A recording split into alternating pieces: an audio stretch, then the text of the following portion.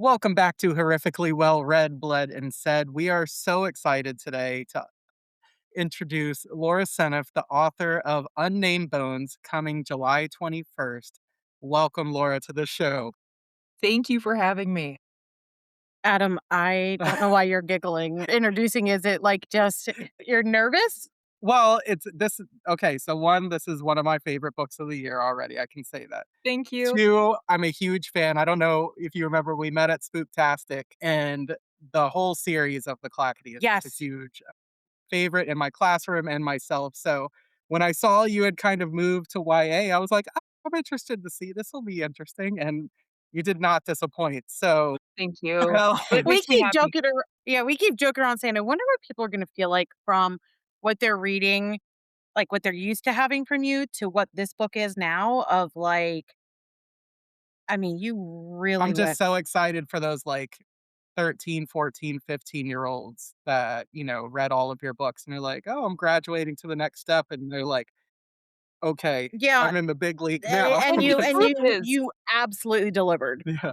the truth is I hope that kids that are reading the Clackety, all the Evie books, when they're younger, do move on to read stuff like this. I want them to be horror readers. And so strangely, it's a very different book, right? It's definitely not a Blight Harbor book, but it's for the same reader. They're just a little Mhm. older. Yes, yes. So I wanna say before you pitch the book, I read it first through the ARC, and I'm sitting there and I'm just kinda, like, saying to Adam, I'm like, "This is the craziest shit, like, ever." And I mean, like and I my review on Goodreads is like, "You put in about every subgenre of horror that can go in here, and never once did I know where the hell it was going." And yet it is so wonderfully written and done, and then it was Adam's turn to read it, and he was just like I always feel like we like the same thing, but I'm always interested in, like, how he's gonna react, and a lot of times I feel like you love things more, and that was exactly this, and you were just like, "This is insanely Yeah. good," and I just I don't even I said earlier before we started, I'm like, "I'm not even sure how you're gonna tee this up to position it," because you look at the cover, it really gives no Beautiful it cover, though. yeah, but it doesn't give Yes. anything away, and it is just a level of depth, so without further ado, let's hear how you would tee it up. Okay, so I'm gonna try. I'm still figuring out how to talk about this book. So let's see. Good luck. So, Unnamed Bones. Unnamed Bones is a young adult survival creature cosmic horror. It's a story of 16-year-old Harrow and her three acquaintances who spend an ill-advised day on an impossible island that is set in an equally impossible lake and valley. And as they fight to survive the island and each other, Harrow has to come to terms with her emotions who, over previous months and years, she has given faces and bodies and locked in a seedy motel in her mind. And that's Unnamed Bones. I love everything you said. I think the 3 things that stood out, and I'd add a 4th, so you said it's survival, cosmic, Creature. creature, and I would say and grief Yeah. horror. Yeah, okay. That That's would fair. be, like, the only other thing I would add, maybe even introspective as, like, a 5th one, but it is scary as fuck and Yeah. I mean, it's got body horror. It's got grief horror. It's got, like I said, deep introspective, like, psychological horrors. It's got oh my god, it is just I mean, from the moment it starts out I mean, you start out writing this, and I think what hooked me in at first is, like, your very first page talking about Harrow is, like, the moment she's born, and her dad's like, "Wow, you have really heavy blood," and she's like, "I fall all the time, like, I'm always making it like, I'm just, like, always heavy." And I was like, "This is interesting." Like, I'm immediately gripped by who this character is and how I was like, "How is this gonna play into the book?" And it does the whole time of so essentially they're in this town and one like, we don't really know when, but once upon a time, like, there was no lake, and all of a sudden everyone's like, "Oh, there's a lake here." It just kind of shows up, and then eventually at some point, like, now there's an island, so people are just, like, genuinely curious as to, like, let's explore, right? That's natural, that's normal, like, if something appears, and then, Harrow's dad is just, like, out hanging out with the guys, and next thing you know, he just goes under, like, he is missing. Right. Right. He completely like, we know from, like, the first chapter that Tim is dead, and she's Well, he's like gone. well, you have to assume he's dead. Yeah, I did anyway, but he's yeah. gone. And Hera wants to go out to the island and explore, and she talks to her uncle, like, "Will you take us out there? Will you do this?" And she goes out with, some estranged friends, but she's known them for a while, and, the shit pops off from there. I Yeah. mean, you do not wait. You do not wait. It gets Mhm. rolling right away. So this is gonna sound strange because I just got done saying that this is not a Blight Harbor book, but I sort of approached it in a similar way I did the Evie books, in that I said nothing is off limits. Like, that's it's age appropriate, right? It was different for the Evie books, but so keeping age appropriateness in mind for the middle grade, nothing's off limits. Let it get as strange and unpredictable as it can, and I think that guided both of those, books in different ways. So when I attacked Unnamed Bones, I said, "Okay, I've got a day. I'm doing this in one day," and there's like a ticking clock at the top of every chapter. So Mhm. right, so you know if there's been 11 minutes that have passed or 37 minutes, but you know you're along with these kids. And it's written first person present, so you're right there in the moment with Harrow as things are happening, and that was real intentional. And again, 24 hours. So I basically said I can't like leave in any of the boring parts. It has to Yeah. just be go go go, and things just And have to keep happening. And that's how so we approached it. oh, yeah. And that, like, whole it definitely there is a in the moment feel to it that just, like, keeps that suspense ratcheting out. So, where did this start with? Did it Yeah. start with the town? Did it start with the island? Did it start with the character? Where did this come from? Yeah, This I was, will like, a little concerned about your mind at the end. I'm like, "Wow, she's brilliant." Disturbed brilliant. I loved it. I was like, "How do you even think about something like Yeah. this?" so this will only make sense to the people who have read the book, but I'll tell the story anyway. I came across, one of those little internet articles that you come across that is written by a non-expert, and we all read them. And it was about people who have like extra bones in their hands and their feet, and it was talking about how there's not really a name. Like they're known as like supernumerary or accessory bones, but each of those little bones doesn't have like a specific name. It's just a little extra bone that you have in your body, and it doesn't really, do anything. It can cause a problem though. I mean, if you're a dancer and you've got one in your foot, it causes a problem. So the only thing it can possibly do is cause a problem. And so I thought, well, interesting. So these unnamed bones that this thing is describing, what if a person were like that? What if a person were like one of these unnamed bones? And like they didn't really have a purpose. And then the only thing they could possibly do was make things worse. And that's where this story started, and then it grew from there. So, again, that'll make sense to you because you've read it. Yes, yes. I'm assuming that you're a plotter versus a pantser because I Mm-mm. have Yeah. no. I'm a pantser. I was like, "She's gotta be a plotter." I don't know how the hell you I mean, every detail is wrapped up wonderfully, and it is this is like some existential horror that you do as well. For me anyway. Yeah, definitely. I think that going back to the bones and that thing, I think that what's wonderful about this being, for the audience that it's intended for, so many people, and I would assume even more bookish young people probably feel like they're an unnamed bone, like you're Mhm. saying that it's like, I don't know where my place is. I don't know what I'm supposed to be doing. And just feeling like you're maybe too much too, right? Because Oh, that's what yeah. Harrow feels like she's too heavy and all that kind of stuff. So starting off with a character feeling that way and, kind of thinking that, I'm sure that that kind of led to some of the situations and relationships that, Harrow has throughout the book, right? Yeah, so with this particular story, it started with that concept of the unnamed bone. And I'm not a plotter. I usually have 1 page of notes that would only make sense to me, and they change as I write the story, and so I go back to that document occasionally, and I might again, this will make sense to you. I might drop in, "Meet Roger later." Right? Mhm. And so that'll remind me later, "Okay, we've gotta meet this character Roger later." But I go back to that page, that kind of touchstone page, and it grows with the book, but beyond that, there's not really plotting. I try every single book.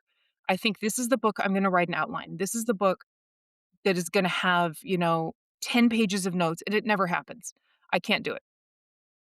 I don't know that you need it. I think of you as, like, one of these brilliant people that clearly are like, I don't need to study. I didn't need to take notes in class. I could just take the test. I mean, that's what it's coming off as because otherwise, I don't know how you write something like this. It is Well, I have to wonder, like, obviously maybe it is on that page of notes, but everything that happens in this book is for a purpose. Even when, as everything. the reader, you don't realize it at the time, obviously. Yep, But when you get to the end, when you go back, you're like, oh, okay, that's what that was. That's what this was. So to think that, like, that all comes from like one page, that's like, hey, crazy. like, was there moments where you were like, this is happening now, so I have to go back and change this? Or did it like just kind of work itself out as you Okay. were going? She's like, "No, it just came out." I'm Yeah. like, "Okay, very linear. Okay." So I do write in order, right? I am a linear Yeah. writer. I'm trying to remember if in this book I had to go back and make any changes. I don't distinctly remember having to do that. No. That's not to say that Wow. I didn't, but I That's Yeah. can't that's remember having to do that. Mhm. I can't remember a time that I've actually been, like, flabbergasted like I am hearing that from you because even Adam, as, like, you were reading it and you'd share a part with me of, like, "I Mhm. can't believe how crazy this is," and I was like, "Wow, she really thought of everything." Like, what a planner, of, like, Yeah. how everything was Oh, so because you intentional. already knew what was Right, gonna and I was happen, like, so "That's yeah. amazing." Like, she really and so now I'm, like, even more in, like, "We're not worthy." Yeah. That's crazy that you're No. like that. Yeah. No, it's awesome. It really is So awesome. part of it I think is a sickness, and before I start writing, like truly I think it's a sickness. Before I ever start writing a book, I kind of ruminate on an idea for weeks sometimes, months sometimes. I just think about the concept, and I might think about a character, and I might just play with a certain idea. Like, I knew where the last few chapters where everything kinda changes a little bit, where the story shifts, I knew that was coming. Like, in my head, I knew that was coming. I didn't know how to get there, but I knew it was coming. And so I'd think about things like that. And so I do spend a lot of time just thinking about story. And then, like, once I start writing a book, it's always in the back of my head. It doesn't matter what else I'm doing. It's always running around in the back of my head. And so I'm not actively plotting, but maybe I am. Like, I get it. maybe in my Okay. head I am. So when we make her post for this, you need Mhm. to put "Disturbed Down with the Sickness" No. as the song that Yeah. goes with it. That's What was it like walking around with Harrow, Ethan, and Roger all in the back of your head? Like, that was heavy, probably. Harrow is a character I really, really understand. Like, she's not that different from who I was at that age. Mhm. I had no more business trying to survive on an island at 16 than Harrow does. Like, not equipped for that kind of situation. And angsty and too introspective. I really like I get Harrow, and who she is. We have different backstories, but she made sense to me. And the other character that made a lot of sense to me in his own way was Shane. I was Yes. not Shane at all. I've never been Shane, but I understand that character, and I've known people like Shane who are just kind of genuinely good. They're Mhm. just like, it's not saccharine and it's not a show. They're just genuinely these kind of golden people, and I've Yeah. known people like that. And then the other character that I spent a lot of time just kind of pondering was Olive, because Mhm. that was another character that I really grew up with. I grew up with characters like Olive. I know Yeah. her. I honestly think every character you wrote besides, like, Ethan and Roger are really likable, and even, The showgirl. the showgirl. Yeah. Yeah, Audrey.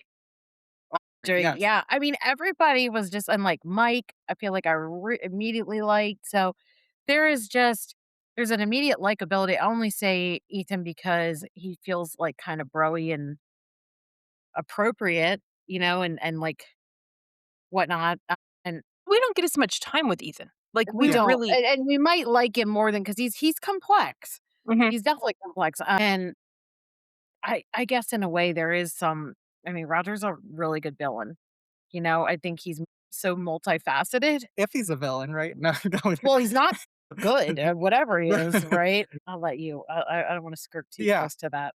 Well, I think the other thing, before we even get to the island, I love the lore that you've kind of created around this area and the fact that it's set in like the Pacific Northwest and this Mhm. sort of like this feel of this almost like last wild sort of areas of like civilization and things like that. And so, where, this idea of like this town that where the really, really weird things happen, and, like, you're just like you kinda have to just go with the flow, and to me, that really all I could think about at the beginning when those kinds of things were being described is, like, this country since, like, 2015. I feel like it's, like, every day, like, something, like, you're like, "That makes no sense, but that's what's happening now, what are you gonna do?"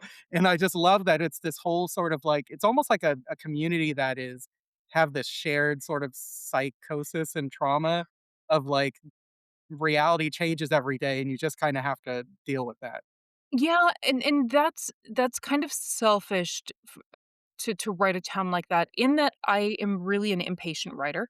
I once I get going, I'm not good at the slow stuff. I'm not good at like, that's not where I wanna be. I wanna be, you know, telling the story and getting to the fun parts. And one of the slow parts that I have no patience for is the disbelief turning to belief. So, Mm, in a story, when nobody believes the thing and we all have to become convinced the thing is real or the thing might yeah, be real, I don't have any patience for that. That's So cool. it's real self-serving that I That's drop my cool. stories into places where the impossible is sort of just already accepted. I mean, if Yeah. you think back on Blight Harbor, it's like that. I mhm. mean, there's ghosts and everyone's fine with it. And here in Seeker's Rest, it's like things are weird and we just kind of go with it We because just that's the kind of way it is. accept it. We know it's Yeah. kind of weird. Yeah. Yeah, I love how also sort of, like, the entire premise or the entire inciting, like, event of the story is almost by accident. It's like Harrow doesn't wanna feel, like, embarrassed, like, and I think about, maybe it's just me, I don't Because think it she's, is because because she, it's in the book, but, like, the number of places I ended up that I should not have been when I was in 10th, 11th, 12th Uh-huh. grade Uh-huh. because of that, or just because I was like, "Oh, okay, whatever, I'll go." And then you're like, "I should have never said yes to that." yes, yes. And so basically they're at a gas station. They Or all like a kind of, tourist shop yeah, they kinda, kind of yeah, all end up mhm, there store thing and they're just kind of like, what are you doing? She's like, before. oh, I'm gonna go check out this island. And they're like, cool, like we'll join you too. And that's like a very abbreviated version. And Yeah, she's kind of like, oh shit, I guess we're now I have to going. actually I do it. really have Yeah. to do this. Yeah. I mean, I had to figure it out. I think like you write teenagers very well of I think of just where your brain is at and if you've been one, right? And Mhm, you realize like this is definitely she feels very deeply and even when shit goes awry and really everybody was like, I want to go. She didn't talk anybody into going. She feels so ashamed and so much guilt the whole time of like, this is my fault. mhm. I've gotten these people that I'm really not even like that close with, but like I've gotten them into some areas. And I feel like because you said you have no patience for this, I think it is important to say like within the first 40 pages, they go out to the island and I don't want to share what happens, but they're immediately marooned. I mean, and I'm reading this going like, wait, what the fuck did this just happen? Mhm. Yep, that just fucking happened. Okay. I mean, you just slip it in there of like, okay, all right. I did not see that coming. And it's like, we're within the first 40 pages. And I'm like, I think this is like about close to 300. I'm like, where the hell is this going? What are they going to do? And Yeah. some shit's about to go down. And it does. And like, I just had so much fun with this book, but at the same time, I was genuinely scared and like that pulse that you want from a thriller that you're just like, okay, leave me alone. I need to read this. Like, please. Like I'm but then I found myself at the end being like reading as slowly as possible because you had so much like deep stuff that was coming up in the way that like her mind worked and how she solved things and like the way that she did stuff with the psychology, like the way you wrote the psychology of things. I felt like I didn't want to rush it. I wanted to read that as slow, like last 30 pages or so, like as slowly as possible because I was like, this is some mind blowing shit. Did you feel that way too? Yeah, I think, like, what I would ask is that, just like you said, you don't wanna go through that sort of, like, "Okay, we have to get through this 100 pages of, does this island even exist? No one Mhm. believes this," and that, all those kinds of things. I think that what I really love about once they are there and they know there is a threat involved in just being there, none of the characters really do anything stupid. No, they They don't. act in ways that I think that, anyone could say yeah, that's probably something that I would do in this situation. Like, I um, did love that. You're right. There was no irritating part of like, what an idiot. and Why are they even doing? like Yeah. characters that maybe like do this, again, not to spoil anything, but like characters that maybe do something bad or whatever you want to call it. It's also like, okay, but they have a motivation for that too. So, even though they are teenagers, they're young people, you really showed like respect for the intelligence of them. And I think that that's something that's going to come across to the younger readers. I mean, it seems like it was really important for you for each of these characters. Hope so. I always hope that my readers, my target audience, right? Because Hmm. these books are read by adults and by younger kids. So, but I'm always thinking of my target audience. I always hope they feel respected and talked to, not and talked with, right? That it's a conversation with them. It's, if I ever am talking down to younger readers, then I'm screwing up. I'm not doing my job. And I have a really easy time, I don't know, maybe it's arrested development, but I have a really easy time accessing myself at these ages, these younger ages. Hmm. And so a lot of what ends up on the page is just literally what I think I would have done in that moment. Looking back at who my friends and I were, Uh-huh. and we did dumb things, but I think in that situation, we would have done our best to make reasonable choices in an unreasonable situation, right? I mean, there's Yeah. nothing predictable about where these kids find themselves, but they're doing their best. Absolutely. And one thing that's really interesting too, when we talk about the relationship between Harrow and Olive, I think that like a lot of people's first, it's not that first romantic Yep. relationship. It's that first best friend that is really one of the biggest, most formative, most emotionally intense relationships that you have.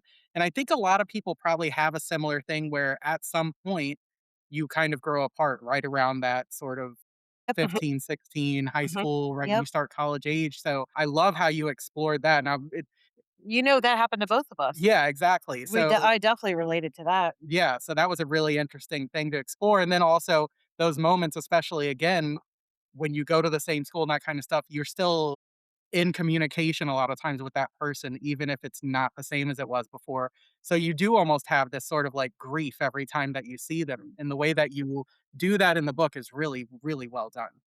Well, I think those relationships, those friendships, I think they burn brighter and hotter than a lot of romantic relationships. I think they almost feel like romance. They're so They intense. do. Yeah. Those Well, relationships, they are almost romance. in And having 2 biological girls and then having had 3 girls as exchange students, I definitely think that these female relationships of how you find these, like, they really hurt when they end. yeah, And yeah, especially, I think, like, they've naturally ended from, where I see the biggest one is elementary school to junior high, which is normal, right, in junior high to high Yeah. school and stuff. But it's painful because it's like we were this, we were that, and you really, I think, capture that with Olive and Harrow because there's not really anything that really happened. Now it's just like, and it's like they could be close again, but it's just weird now. And it's like, how do you even approach it? And I think like that's such a relatable teenage Yeah. experience. Someone that And trying to, like, coach kids to that, to be like, "It's yeah. okay, this is normal. Like, I understand you're hurting, but it's normal." And it's like, what does that really do? I mean, it's like part of a coming of age Mhm. experience that sucks and of it's that hard first because heartbreak. in some of these, like with Olive and Harrow, nobody really did anything wrong. Like, No. it's not like there's a villain here. It's Nope. it just it wasn't working. It just wasn't Yeah. working, and it really wasn't working, and Yep. had to end. Yep.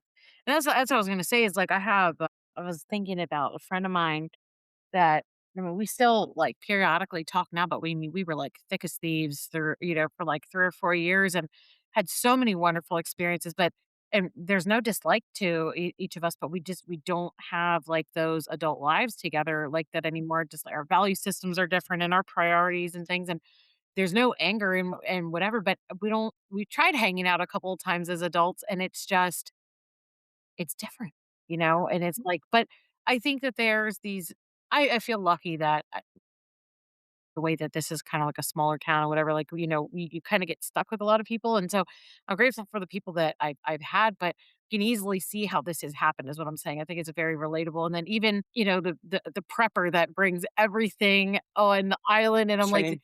that is not me as a kid, but it is absolutely me now. Like, I would bring, and thank God he did, because they needed all of it, and I appreciate that character so much, of like, thanks for being so responsible. And Shane is just such a wonderful character. Like the moment he kind of makes it onto the scene when he walks in, and there's three people that like he knows of and goes to school with, but like doesn't know them very well. They're not wouldn't call each other friends. And he's the way that you describe him saying like, "Hey guys," like he's genuinely so happy like to see them. And like you know, as a horror fan, you know, you always are very suspicious of every character. Right, And, right. as things are going down on the island and all that kind of stuff, it definitely is like, okay, when's something gonna change for that and stuff like that. So I love the fact, especially modeled to something It's okay. especially modeled to someone like Harrow, that someone can be genuine and someone can just be good. I think that that is such an important thing for her to see and experience because I think that, not that she is completely a hopeless person, but there is a lot of despair and a lot of bitterness towards like everyone. And I think that part of like her sort of process of what happens, psychologically on this island, that's a big part of it is like being exposed to like just genuine goodness, which is not perfect all the time, can get angry, all that kind of Yep, stuff, but like yep. genuinely good, right? Yeah, I've never written a character quite like that before, and so that really was a fun character to write. Someone who just didn't have an ulterior motive. Mhm. Yeah, how They nice. really are just doing the right thing because. Yeah. And you would think he could be boring, but he's not at all I'm because glad. it is also very interesting because like someone like that almost becomes even more unpredictable because there is no ulterior motive. So I'm kinda like, "Wait, what's he gonna do in this situation?" Because he's not trying to get something for himself, or he doesn't have the same kind of motivation, so he almost becomes this, like, rogue agent in a way. And, without spoiling anything, I really very much wanted to surprise the reader with Shane, and Mhm. so I hope that that happened. I hope That's Shane me, surprises you. sending some hand signals to Laura, quietly, to show how I Ugly, feel about ugly hand this. signals. Well, the one thing that I'll say, and I think I said it not too long into the book when I was reading it to Rebecca, is I think, like, this is the scariest book that I've read so far this year, and we read a lot of horror Wow. books, Wow. Yeah. and might be the scariest book that I've read since, like, the first 100 pages or so of Incidents Yeah, in the House by absolutely. Josh Malerman, Yes. and, That's like, amazing praise. Wow. No, I I think I think it paces like that, Laura, I I was really telling do. I was telling all, like, my friends online and stuff, I'm like, "Guys, this book is really scary," Yep. and it does not matter what you're afraid of. You're like, "I'm gonna put this in here. If this scares you, this scares you." And then I'm like, "Okay, nothing else can be that scary." And then we get to some heights, and I'm like, "I'm really afraid of heights." Yes. It's like Yes. but there's so many things in here. I just have to wonder, were you like, "Okay, let me just find everything a person can be afraid of and This is kind of tap into it." I I'm mean, like, "Did you eat something weird before bed and then dreamt up this story?" Like, I mean, that's but, like I keep saying, it all fits. But yes, everything was very There's scary. so many things in it And that are it's not like, so scary, yeah. how, like, sometimes, like, you go see a comedy movie or something, and it's like, "Oh, these 3 laughs were really fun," Mhm. and then it's, like, kinda it's like, you keep the fear going, I think, the whole time, even towards, like, the end when they're discussing with, like, having a conversation by the lake, uh-huh, uh-huh. and they're like, "Well, we could do this," and like, "No, no, no.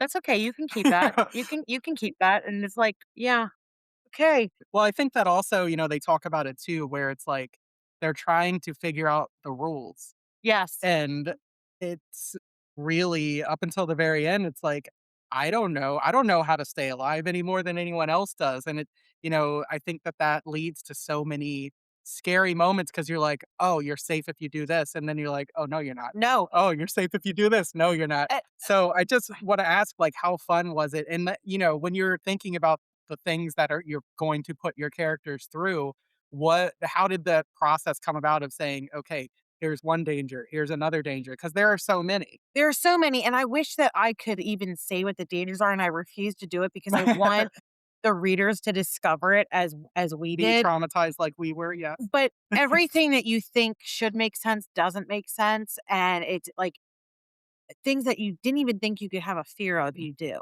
Yeah. It's wonderful. I just, I took all these I genuinely like all of these characters. I like Mhm. all of them. And so I took a bunch of kids I really like and some adults and just basically said nothing good can happen for the next 24 hours. Like Oh, wow. nothing That's good how can you happen. should pitch the book, Laura. Hey, I took 4, like, really likable characters on an island, marooned them, and then said nothing possibly good can happen for the next 24 hours, and I really put them through everything, and you That will was feel it as kind a of reader. it. I mean, that's a And then great pitch. I'd be like, "I'll buy it."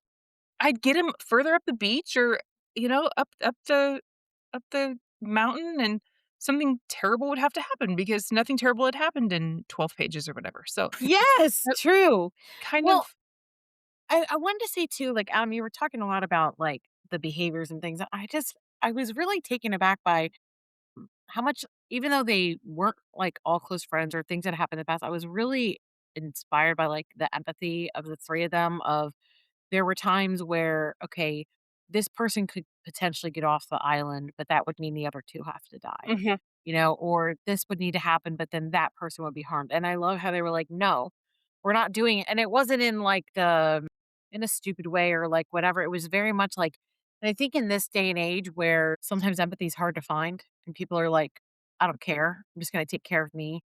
I think that's also what helped me to be very invested in the book, was it was like, "No, we're not gonna end this. We're not gonna stop this soon. Like, we're really gonna figure this out." And despite the fact of how much danger there is and how absolutely fucked and weird it is here, we're Right. still gonna not abandon each other. And I think that was such a cool, even though it's not fully set in the woods, there's parts that are in the woods, and it's got that feeling of like, I don't know, just like that younger age of like summertime, and they're in the woods and some bad shit's happening, and it's like, we gotta figure this out together, and, it's a lot more than that, but I love that, like, it just felt like it was a level of, like, coziness, and I know this is coming out in July, and I just think it's, like, the perfect time to read this because it's like you probably are at a lake, or you Mhm. could be at a lake, and relaxing, and Or these all these hiking or hiking or any, yeah, and it's just set so well for when it's coming out.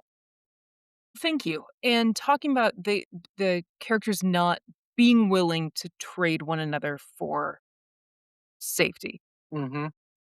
Like I said, they very much these kids in a lot of ways are kind of looking back on myself and kids that I knew, but they were the best versions of us, right? These kids in this book were like who we wanted to be. They were better versions of us than we ever were. And so they were the people that given that choice, are things bad enough yet that you're willing to trade somebody for maybe a chance? And the answer was no. The answer always had to be no. Things aren't bad enough. They haven't gotten that bad quite yet. Maybe they had, but the answer for those kids had to be no. I think they had for me, but they never said anything otherwise, and I thought that was really, really beautiful. And I think that maybe, like, one of the things that they were even more afraid of than what they were going through was going through it alone. So it Mhm. was like, whatever we can do to not be alone while dealing with this too, and I think that that's very relatable as well. I certainly would feel that way in those situations, but I would say, like, you kind of have very distinct, like, 3 sort of distinct settings of where dangers come from, which is the beach, kind of area, the forest, Mhm. and then, like, on this crater that they're trying to get to, which is, like, the main thing on the Like island. the volcano crater or whatever, But, right? yeah, but then, like, there are, like you said, there are creatures, there are cosmic horrors, there's things all of them you could kind of say like, "Okay, I can understand," but none of them it's like, "Oh, it's not like there's zombies on the lake, there's, Bigfoot in the forest and things like that." You've really created your own sort of threats, and I just wonder what that process was like of like, "Okay, this is what is gonna happen here, this is what's gonna happen here." What was the process of, like, creating those for better word. I guess I just really leaned into things that would scare me, things that I just personally would be afraid of, and so the creatures, I mean, there's really one primary creature that's encountered, and those really were based on what would just, to me, be absolutely terrifying, And and and it was, like, it absolutely was.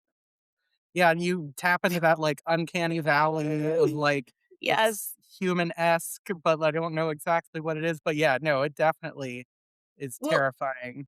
and then Roger, in his own way, is sort of the same. Like, Roger is also a some the concept of Roger is terrifying to me.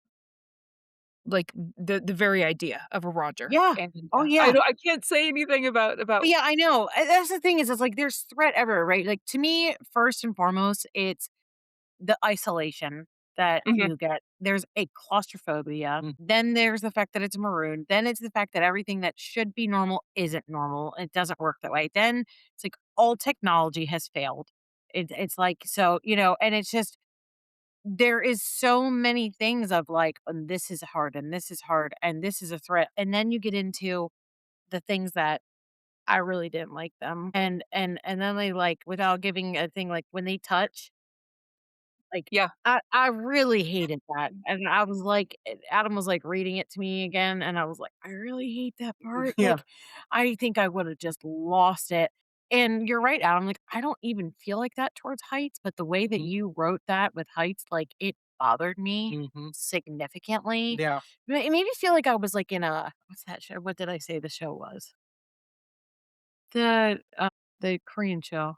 Oh, Squid Game. Yeah, They're on that, like I yeah. felt like they were in a moment of Squid Game. I was like, "Who's gonna fall?" Well, it's so Because funny. they have to, like, direct each other how to get across this, Yeah, like, really narrow bridge where they can't mhm, see what the fuck they're doing, but the person that's helping them get across has to, like and you have to, like, listen to direction really yeah. well. Otherwise, if you don't listen well, you're going to fall to your death, An and it's like, impossible bridge that wasn't there, "Great, Um, great, great, I yeah." think that was one of those moments where I'm, like, reading and I'm like, "Okay, why do I feel woozy?" Like, Yes, yes, so, yes, that was yes. wonderful, but I wanna talk about Roger Wait, a I little wanted to bit. ask real quick, when you said you're under threats, are you afraid of phone booths?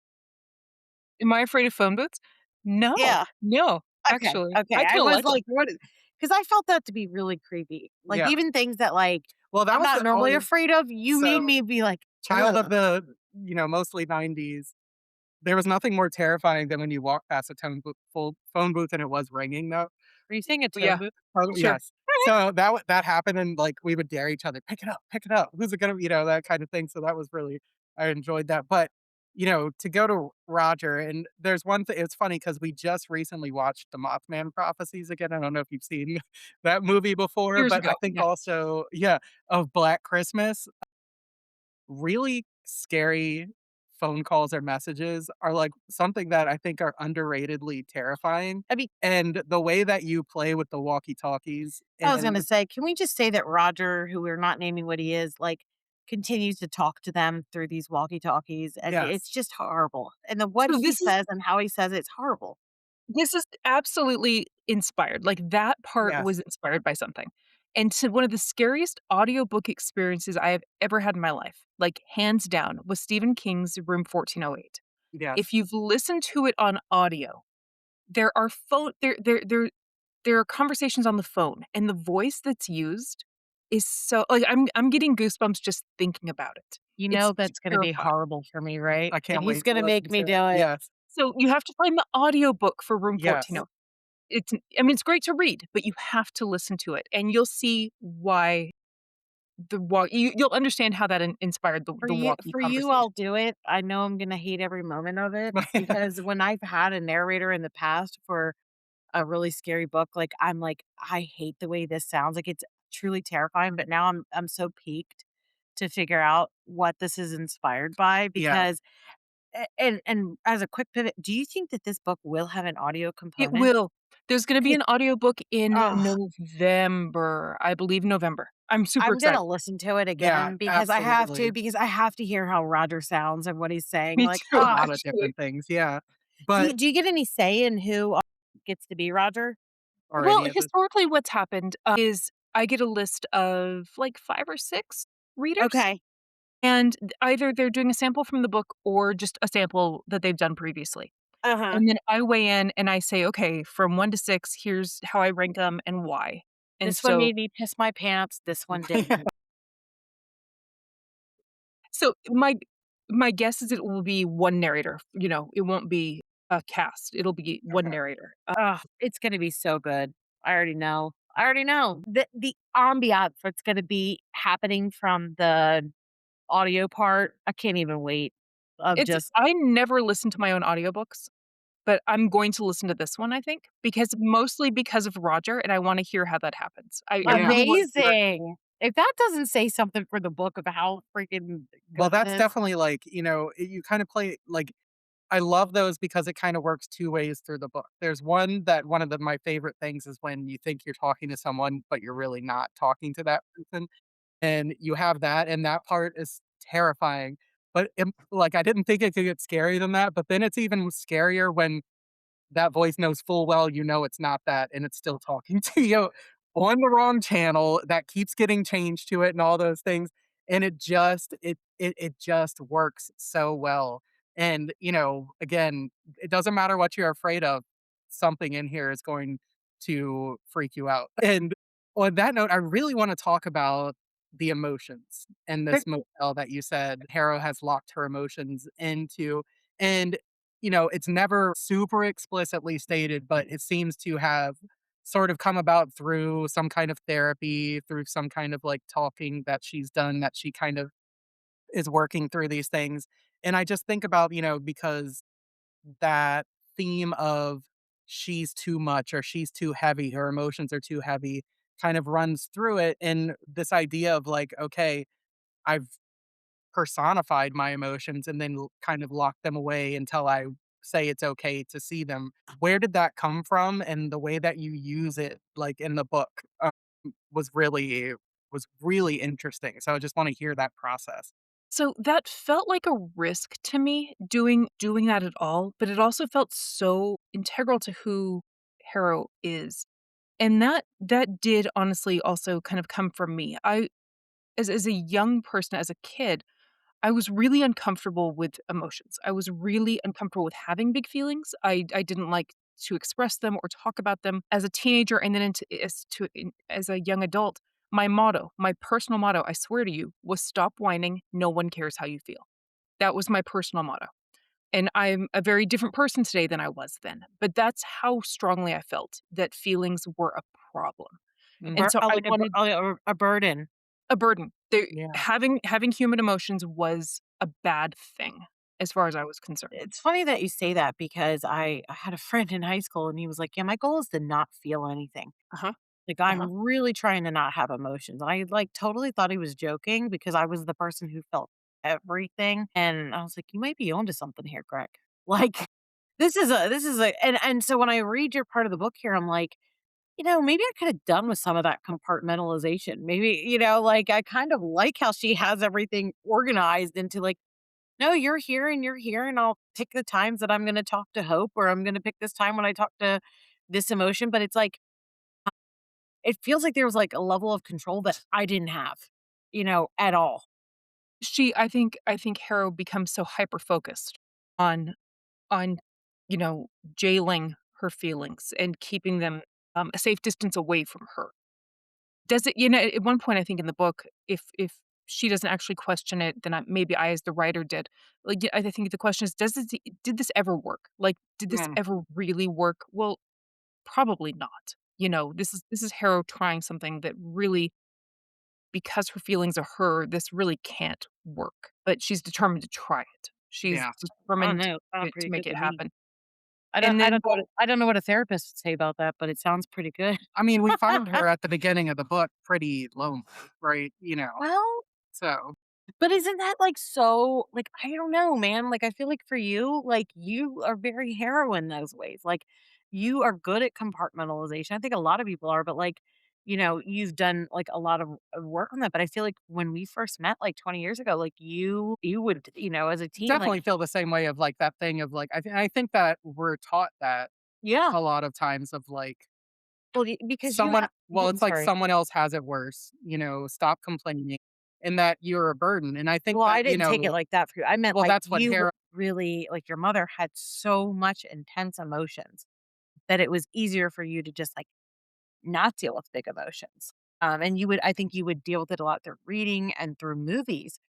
But in terms of expressing it yourself, like, and I think that like that's a very safe thing to do. Whereas in my house, I was taught to like just constantly think about it and bleed everywhere and just like it let all your, and it was I think exhausting. finding that balance is It part of, is. like, what, That's why I'm sitting here going like, no, I like the motel idea but I think that because Hera there's a level of like organization and you're not just like kind of a muck.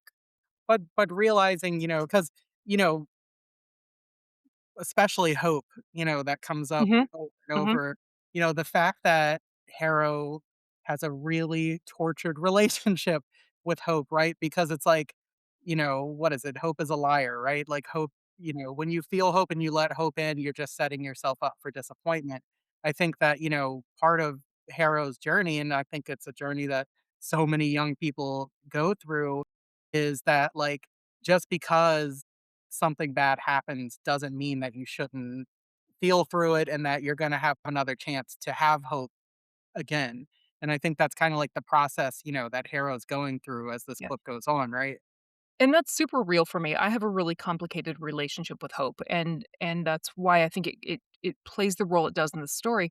And funny, I mean, for me, I came around on the idea of hope years ago a little bit. Of all things, it was a Henry Rollins quote, and I came Hey. across this quote that said, "My optimism wears heavy boots and is loud."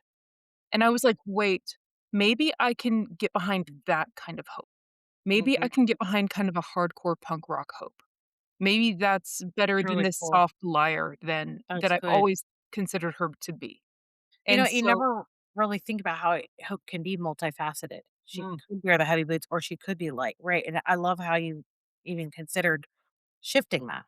yeah, and for me, truly, as a human being, that changed how I perceived my a hope that I can be okay with, that I Mhm. can coexist with, Yeah, is mine has to wear heavy boots and be loud. And if she's that hope, then we can get along. I that's can't have amazing. the soft liar. The soft Yeah. liar doesn't doesn't serve me. I worked with a girl that's still like really good friends.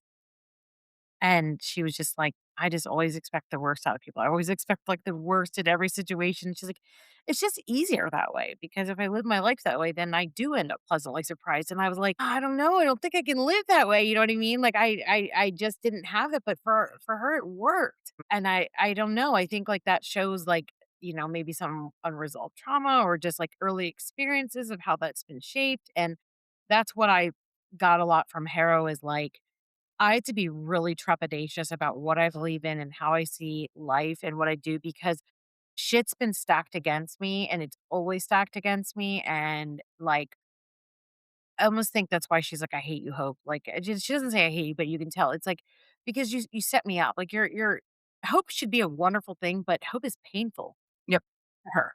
yep. Yeah, And I hope. feel like that's a very relatable thing to a lot of people. And Adam and I always talk about how horror books really explore some of these Mhm. emotions. And it was interesting because I will, I'm bribing my daughter, our 13-year-old daughter, with $20 complete a book for the season. Like it's not Pizza Hut, right? But she could buy a pizza if she wanted to. Yeah. Yeah, But the first book, like, she's about to complete is Mad Honey by Jodi Picoult, and it deals with a lot of, like she's very interested in the LGBTQ and a lot of different things, and she was like, "Hey, mom, did when was the last time you read this?" And I was like, "I don't know, probably 2023 or whatever," and she's like, "Yeah, there's a lot of triggers in here," and I was like, "Oh, shit, like, I'm so sorry," and she was like, "No, like, I'm really glad, like, I've never read anything with thoughts like this and emotions," and it occurred to yeah, me, like, she's a very new reader. She's obviously doing it because we're asking her to, like, earn some money and whatever, but I was, like, seeing that just firsthand, like, this is what literature does. This is what words do. This is how it helps us to process. This is how it helps us to heal, and I guess I felt like that a lot when I was reading your book, and that's why I was thinking, like, towards the last 30 pages that I wanted to go really slow because I was like, there was a lot the whole time, but there was a lot of things that were and I say this, I think, like, that's probably one of my number 1 lines, like, "You could enjoy this book for as much scary and fun as you want to, but you could also get into some really deep psychological type conversations and take it as deep as you wanted to." And so, for me, I think that's why I was just so mind blown. Like, I didn't expect that an author like, could just juxtapose the scary with the supreme things that we struggle with existentially, and the meaning parts in life, and early moments and grief, and you just made like mixed all these ingredients into this book that it just all really worked. And I was just surprised at how I was like, okay, I'm sad and I'm scared and I'm emotional and like, I'm encouraged to like, okay, maybe I would do something different in survival. There was just, you got me really thinking Mhm, intellectually, which I feel like you did too. mhm. I'm so grateful that you guys had this response to this book. It's such early days. I don't know how this book's gonna be received. I don't know how the world's gonna view this book, but hearing this from you tells me maybe, maybe what I set out to do worked. Yeah, I think that, you kinda talked about it earlier where you don't want to talk down to your target audience and respect their intelligence, and this book requires that in a really good way. And even at the very end of the book, there are no real easy answers, and because there's not in life, right? And I think that that is something that probably maybe in other books or in other things that people would say, for younger audiences, they need it tied in a bow and they need it to be pretty and all that kind of stuff. And I'm like, no, I think that they don't. I think they want reality just as much as anyone else does. So I think that this book is, one, obviously it is marketed as YA, but themes and everything that it is, like, this book needs to be read by everyone, in Yeah. my opinion.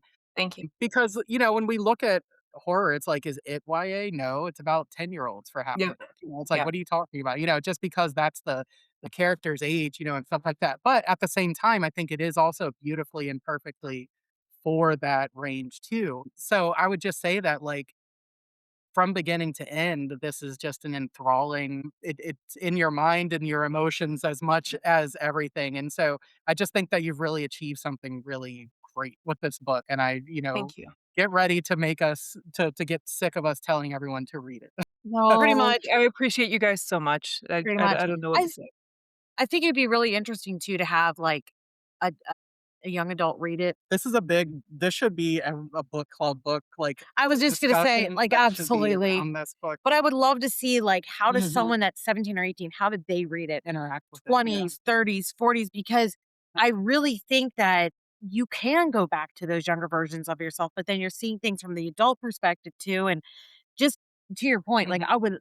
I hope to God, hurry up, someone else read this Yeah. because, like, I know it releases Month and a soon. half, yes. I would really love to have this as a book, the group discussion, because I wouldn't even know where to start with the questions. I mean, Yeah, it's well, just just fantastic. we'd probably spend the first 10 minutes just looking at each other like, Are you yeah, okay? yeah. Yeah, we're gonna So, which sense is the best compliment, I hope it really is. but one question, as we're, like, getting towards the end here, you've created a world now, and I wanna know, are we gonna return to it even if it's not these particular characters and areas? Like, there is so much here I wanna know more about, so I hope there's more about this area. So I'm just gonna be super honest, right? Publishing is a business, Yeah, and and I have at least 2 more stories I'd like to tell in this world. mhm, Wow, Will I be able to? It frankly, it depends on how this book does. If yeah. this wow. book does well enough to justify it, maybe I'll be able to tell more stories in this world. But I I Our do mission is I set. do see there Yeah, being 2 more stories. Uh, get your pre-orders in. I need to hear these damn stories. yes, come on. Yeah, and if not, can we, like, get a small short Yeah, story from, like, in a Substack or something, or, nope, like, we're getting the books, yeah, gonna we're make sure. gonna have high hopes that it's Yep. gonna. I do think people are gonna talk about this. I Oh, mean, they yeah. should really be talking about this. Of Mhm.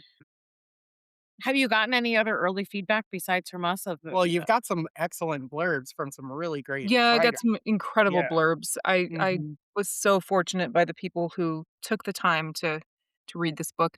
And I don't read my reviews. I read trade reviews, right? So if Mhm. Kirk has their Publishers Weekly, I read those. But I don't get on like Goodreads or Yeah. things Yeah, like it's that, and probably read. better you don't. They're not good for my brain. Even the good ones aren't good for me. Like, they all get in my Mm, head too much, so I'm just no. better off not reading those.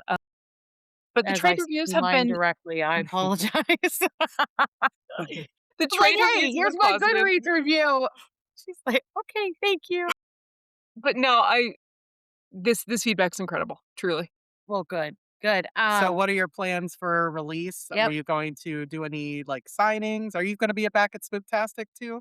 No, I won't. So, had a long year last year. My dad passed away in April. He'd been Oh, I'm sick, sorry.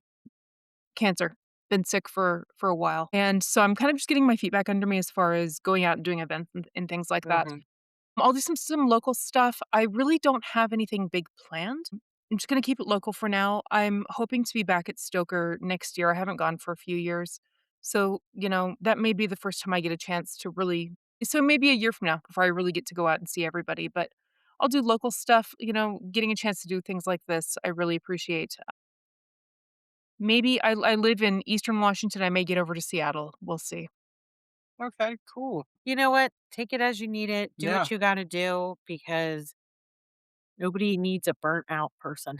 Well, It's it's true. a lot, it's a It's lot true. of perceiving and signing and talking. And so, I think that if you get to do any of these things, great, but the book should do just as well without it Yeah. because the work is all right there.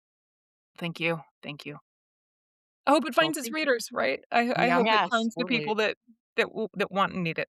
I Well, think so. It's a really special book, and, you found 2 big champions here, so we'll Thank you. do everything we can. But we just wanna say thank you. We appreciate you coming on, and so much fun. we were looking forward to this conversation. It was Always. everything I hoped it would be, Yes, so thank yes. Thank you you. both so much. No, I had a It was great time. awesome. Awesome. Well, thank you. Be well. And again, you'll be probably sick of us championing this because it was so good. Not at all.